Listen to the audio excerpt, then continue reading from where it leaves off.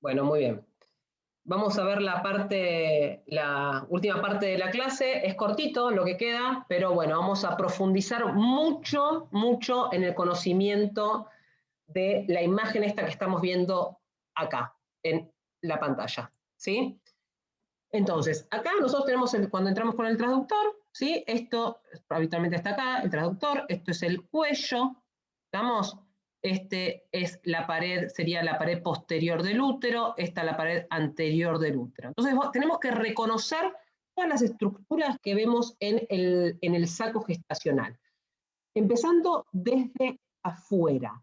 Los primeros son las deciduas, que es el cambio que se produce en la pared del miometrio. Entonces tenemos la decidua parietal, que es como la parte más interna del miometrio. O sea, tendríamos todo esto es el miometrio, y lo que correspondía al endometrio se transforma en la decidua, ¿sí? Está la decidua parietal, que es la de la pared, y la capsular. ¿Por qué? Porque ¿se acuerdan cuando vimos el saquito, que el saquito se mete en el medio, es como intramucoso? Que una de las claves para hacer el diagnóstico de saco y pseudosaco era ver que estaba intramucoso, es decir, que estaba en el medio. ¿Se acuerdan de eso? Sí. Bueno, muy bien. Entonces, cuando el embrión va creciendo, tiene su capa de endometrio por atrás y por adelante, ¿se entiende eso, no? Porque está en el medio de lo que es el espesor de la mucosa endometrial, ahora llamada decidua. ¿Se entiende eso? Entonces, yo voy a tener la decidua parietal y la decidua capsular, que está como por fuera de lo que es el saco verdadero. Y esa decidua capsular va a tender a unirse a la decidua parietal de la otra pared del útero. ¿Me siguen, no es cierto? Entonces, si yo lo veo acá en este saco, por ejemplo, yo todo acá tengo el corión frondoso con la decidua parietal, y acá veo esta que es finito, y veo este contenido líquido que corresponde al contenido intracavitario. ¿Por qué me importa tanto? Porque el contenido intracavitario no es una colección de ese saco gestacional, sino que es propio del útero. Entonces hay que tener muy en claro cuáles son las colecciones extracoriales que nos van a importar y cuáles no.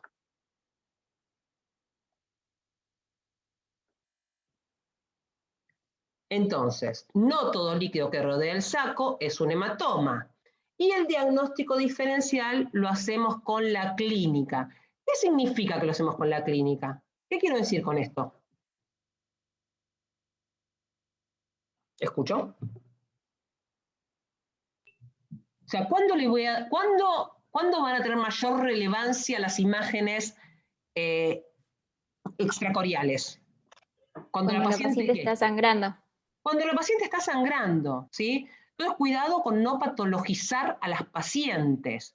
Les voy a mostrar, esta clase la preparé hace muchos, muchos años, y entré a una página, ¿sí? A ver si llegamos a ver, creo que es 2004, esa ECO, que era una página de un médico que decía, que mostraba esto de cómo salvé a este embarazo, ¿no es cierto? Entonces tenía todas las fotos de la progresión de las ecografías de esta paciente.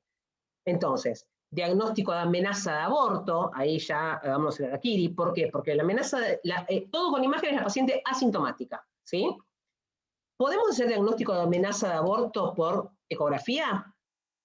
Nunca, ¿sí? Como dijimos la vez pasada, el diagnóstico de amenaza de aborto lo hace el ginecólogo en el consultorio, y es por la clínica, ¿sí?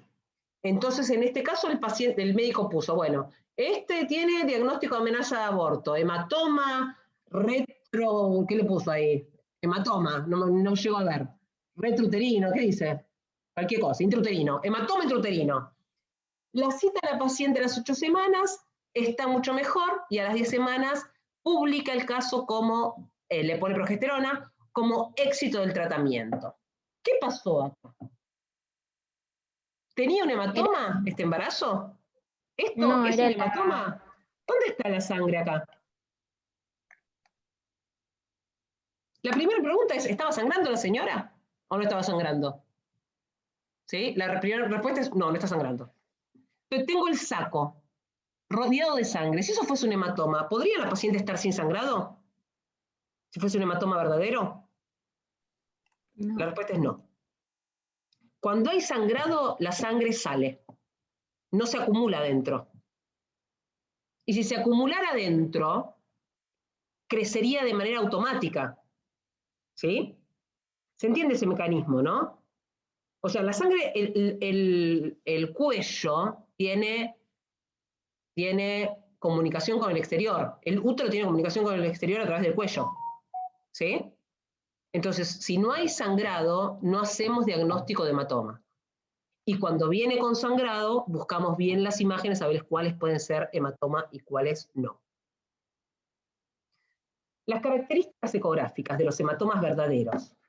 Para empezar, suelen ser irregulares, ¿sí? Ven que los bordes suelen ser irregulares y se llenan de contenido. Toman se meten por atrás de lo que es la placenta, ¿sí? De lo que es el saco. Veo que el saco se me desprende. Y la ecogenicidad depende del momento en que se observe. Cuando es muy agudo, o sea, ni bien está sangrando, podemos verlo de cualquier manera. Lo podemos ver ecogénico, isecoico o anecoico. Y cuando es en evolución, se va haciendo heterogéneo con pinos ecos. Pero lo que nos importa mucho es que se vuelve triangular. ¿Sí? Se adapta a los márgenes. ¿Por qué? Porque es líquido. Acá en este caso, miren, acá soy yo misma, myself, ¿sí? Fecha 2010, diagnóstico de embarazo y miren acá está, el saquito, esto es la decidua parietal, y acá ¿qué hay? ¿Qué dirían que es esto? ¿Cómo lo diagnosticarían algo? ¿Dirían que qué se hace con este embarazo? ¿Cuál es la pregunta del millón acá? Escucho. Viene la señora, está con una amenorrea de 4 semanas, punto 2. ¿Por qué viene a joder? ¿Cómo? ¿Está sangrando? No está sangrando. Entonces esa es la decidua. Bien, ¿qué haces con esta paciente? ¿Eh? ¿Y qué te parece a vos? ¿Cómo le informás? ¿Informás esto? Si no tiene clínica, no, pero si no, yo pensaría que es la falta de adaptación decidual que después se va a terminar pegando. Y... Ahí mezclaste. Si tiene clínica, no es la adaptación residual, ¿sí? Claro, Es una o la otra. La pregunta claro. es, ¿tiene clínica o no tiene clínica? Pero la señora no tiene clínica. Nosotros como imagenólogos, ¿le informás o no le informás eso? No. Entonces no. No lo informás. ¿Por qué? Porque es normal, ¿sí? No informamos normalidad, sino ponemos deciduo normal, ¿sí? Por eso es la pregunta tan importante. De hecho, en este caso puntual, acá está, es el mío. Agarré el que me hizo la ecografía, me dijo, no, tenés una amenaza de aborto. Agarré la ecografía, me la puse en la mano y me fui de vacaciones, el mismo día. Y ahí después, 9 meses después, nació mi tercer hijo. Muy bien, embarazo gemelar. Vamos a ver muy por encima y nada más que lo referente al primer trimestre del embarazo gemelar. La incidencia del embarazo gemelar es de 1 en cada 80 a 90 partos, aumenta mucho en los centros que tienen pacientes de fertilidad. Hubo un gran pico en los 2000 con el inicio de los tratamientos por ovodonación. ¿Sí? ¿Por qué pasaba eso? Porque al principio con la ovodonación se transferían 2 o 3 embriones, y la verdad es que agarraban los embriones. Entonces era muy frecuente los embarazos gemelares. Después se fue aprendiendo, se fue conociendo, y de hecho van a ver que ahora es bastante raro que se transfieran dos embriones. Habitualmente se transfiere un embrión, salvo casos especiales se transfiere un solo embrión a la mujer que está buscando un embarazo. Pero bueno, estos son los números por fuera de la fertilidad. Ahora bien, acá viene la parte súper recontra difícil, que vamos a ver hoy por arriba. Este no es la clase de gemelar, pero vamos con el concepto de sacos y de lo que son corions, sacos amnióticos y lo que son cigotos, ¿sí? Los tipos de los embarazos gemelares pueden ser disigóticos o monocigóticos. ¿Qué significa esto? La cigosidad es el número de huevos, ¿sí? O sea, es el número de información genética que hay. O sea, si son lo que nosotros antes se llamaba por fuera de la medicina, se llaman los gemelos idénticos y los gemelos no idénticos, ¿sí? La cigosidad es cuando es un solo óvulo con un solo espermatozoide que se dividió y hizo una clonación. ¿Ustedes saben cómo es el proceso de gemelaridad, cómo se vuelven los gemelos? Se produce esa división cuando hay una agresión muy grande a ese huevo y en vez de destruirse, se divide, ¿sí? Y se clona. Esta división, dependiendo en el momento en el que se produce ese daño, van a compartir las diferentes estructuras estos dos productos, digamos, ¿no? Estos dos fetos. Si se produce cuando es totipotencial, cuando la célula es totipotencial, que es en los primeros 8 días post de edad embrionaria, lo que pasa es que los dos tienen dos placentas, 2 bolsas, o sea, los dos son completamente, ¿por qué? Porque es una célula totipotencial que se divide y pueden ir las dos para hacer todos los tejidos necesarios para ese embrión o para ese feto.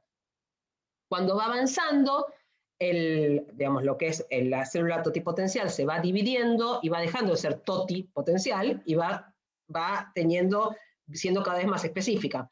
La primer capacidad que pierde es la de la primera es las placentas. Entonces, si el daño es temprano, se produce la división y se divide una sola placenta y quedan las 2 bolsas. Cuando es más tardío, es una sola bolsa, y cuando es más tardío todavía, después del día 13, o sea, aún antes de la primer fecha de última menstruación, se producen los siameses.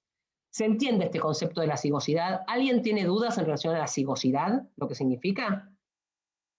Seguimos. Está la corionicidad.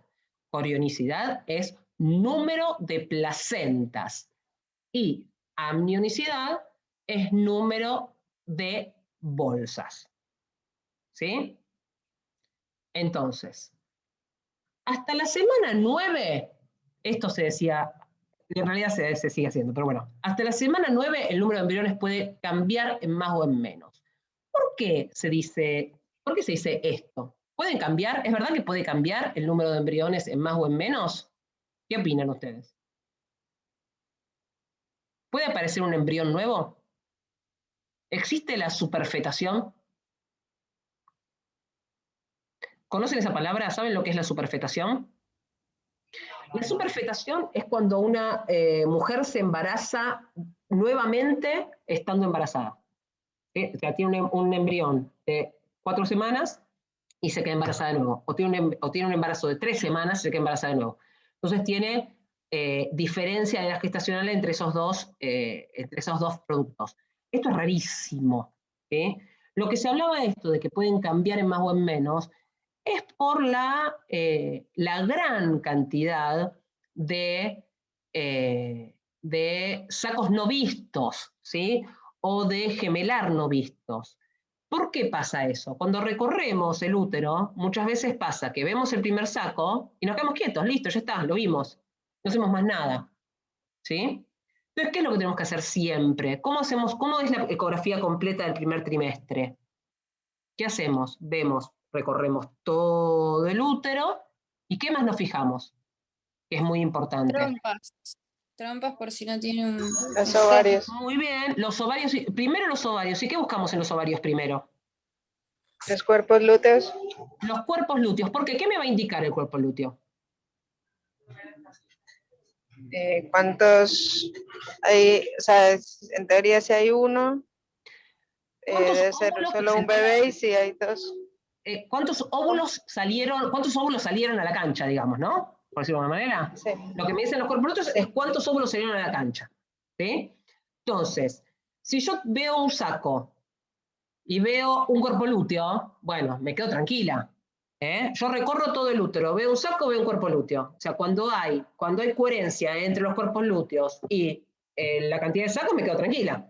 Siempre busco un poquito más, pero la realidad es que es muy raro que vos tengas un solo cuerpo lúteo y que tengas un embarazo gemelar dividido en forma muy precoz, que entonces vas a tener los dos sacos y que uno te quede ectópico. Bueno, la señora tiene mucha mala suerte, puede suceder, pero no es extremadamente raro.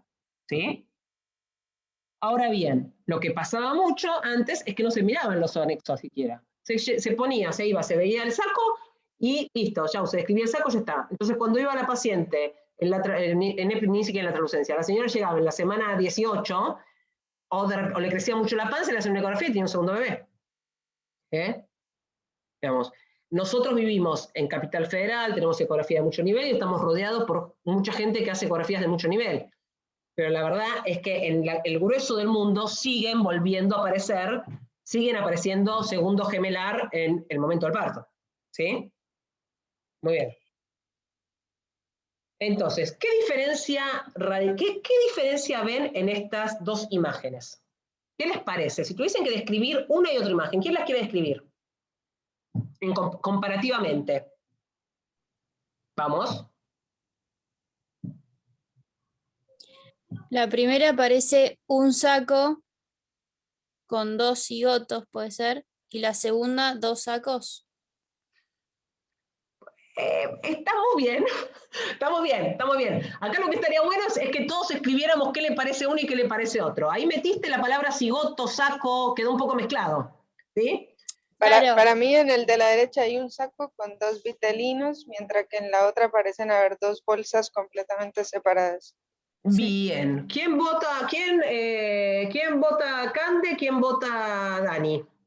Igual no sé si dijeron cosas muy distintas. Creo que dijimos lo mismo. Sí, porque con el lenguaje distinto. uno es un saco y el otro son 2 sacos, me pareció a mí. Sí, bien. Acá tenemos un gran saco. ¿Sí? ¿Qué me representa que tenga un saco? ¿Qué significa un saco? ¿Qué es lo que yo puedo asegurar de esta foto? ¿Que tiene qué, la señora? ¿Cuántas placentas tiene? Yo quiero hacer el diagnóstico yo lo que quiero hacer es el diagnóstico, voy a hacer esta pregunta. ¿Me interesa hacer el diagnóstico de cigosidad? ¿Me importa a mí, como médico, representante del mundo de la medicina, si es gemelo idéntico o no es gemelo idéntico? La respuesta es no. No me interesa. Eso es para el popurrí. ¿Sí? ¿Qué me interesa a mí? El número de placentas y el número de sacos. ¿Sí? Ahora bien, los que son hermanos fraternos, gemelos fraternos, llámenlo disigóticos, siempre tienen 2 y 2. ¿Estamos de acuerdo con eso?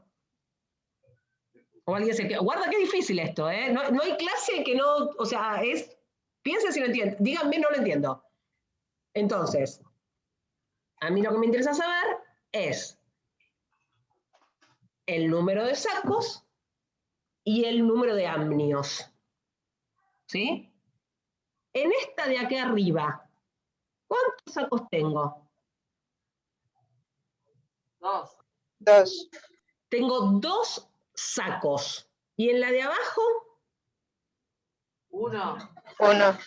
¿Cuántas placentas tengo arriba? 2. ¿Están de acuerdo que tengo 2 placentas? Para mí son 2 sacos distintos. No, pero placenta, por eso. Sí, pero si hay 2 sacos. Para mí cada uno tiene su placenta. Si no, ¿por qué va a haber 2 sacos distintos? Cada saco va a tener su placenta ahí. escucha? Sí, se escucha. Sí, estamos escuchando la discusión, me encanta. ¿Y de otro lado? ¿Abajo? No, ¿quién opina distinto? O sea, acá vos decís, esto es que hay dos placentas. ¿Alguien me dice, no, alguien opina distinto en relación a esta foto? No, que les pego. No, mentira. ¿Eh? Acá No, claramente para mí veo dos también hay redondeles. Estos dos redondeles que son dos sacos, estamos todos de acuerdo. Que son dos sacos, ¿qué significa que son dos placentas? Para mí sí, o sea, yo estaría ahí de acuerdo, el que no sé es el otro. Y para el resto, también es sí. Y eso es lo fundamental. El número de redondeles negros es el número de placentas. ¿Eh? Ok. O sea que en el de la derecha hay dos placentas y el de la izquierda hay una placenta. Sí, en este signo se llama los ojos de la lechuza. ¿Eh? Y es muy importante y por eso en el primer trimestre sí o sí hay que sacar una foto de abuelo de pájaro de la cavidad uterina, porque que van a ser estas fotos. Y esta foto de acá es una sola placenta, o sea, un solo saco, y dos vitelinos. Hay presentados algunos trabajos con un solo vitelino y dos embriones, con dos sacos vitelinos y un solo embrión, por diferentes detenciones en la evolución. Pero, como regla, la cantidad de sacos vitelinos corresponde a la cantidad de sacos amnióticos. ¿Sí? En este caso, nosotros vemos acá, ¿la ven la membrana de división? ¿Eh? Sí, perfecto. Sí. Pero muchas veces no se ve la membrana de esa división al principio, o es difícil de verla, o demás. Cuando tengo dos sacos vitelinos, puedo estar bastante tranquila que es biamniótico. ¿Por qué es tan diferente, por qué es tan importante hacer esta separación, esta diferencia? ¿Qué diferencia hay entre este embarazo de arriba y este embarazo de abajo? ¿Son lo mismo? No, la ¿Tienen placenta. el mismo pronóstico? ¿Qué saben de eso? La mayoría de las patologías de los gemelares se dan en los embarazos monocoriales, ¿sí? Que sí son monocigóticos. No existe el embarazo disigótico monocorial. Estos siempre son gemelos idénticos. ¿Sí? Y son los que tienen secuencia TRAP, restricción transfundido-transfusor y restricción selectiva del gemelar. Son los que hacen la patología. Ahora, ¿qué pasa cuando no hay membrana? Cuando es un mono-mono. Es muchísimo más riesgoso, tiene muchísimas otras patologías, empezando por el estrangulamiento de los cordones, ¿sí? Es de muchísimo más riesgo y realmente ahí lo maneja gente en lugares como Buenos Aires, lo maneja gente que es muy especializada en embarazos monocoriales y monomióticos. De hecho, todas las guías de manejo es para los mono-bi. Son tan raros los mono-mono que todas las guías de manejo y demás están hechas para los monocoriales biamnióticos. ¿Mm? ¿Y este? Tantas ganas de venir. Son trillizos. ¿Y cómo son? ¿Cuántas bolsas y cuántos sacos? 3 y 3. No, para mí hay dos, bueno, sí, pero se ve una diferencia entre la bolsa de la derecha y como las dos de la izquierda, ¿no? Y acá es donde nunca tenés que olvidarte de esta foto. Mirá la diferencia que hay.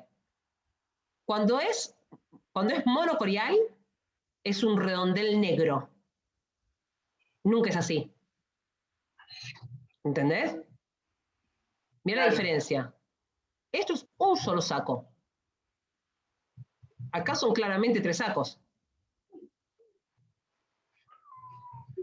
¿Eh? Esta separación, vos fíjate lo que es la separación de la membrana, es finísima. y se ve el saco redondito. ¿Estamos? Ok, o sea que esos son trillizos, los tres completamente separados.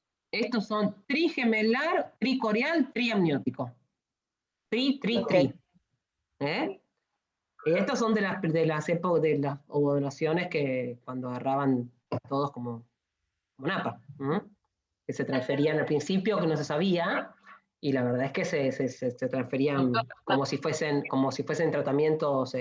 Las señoras habitualmente venían con muchos años de fracasos en los tratamientos, y entonces, bueno, al principio se transferían más. Bueno, terminó el primer trimestre. ¡Yupi! Cerrar, minuto. Voy a poner stop share y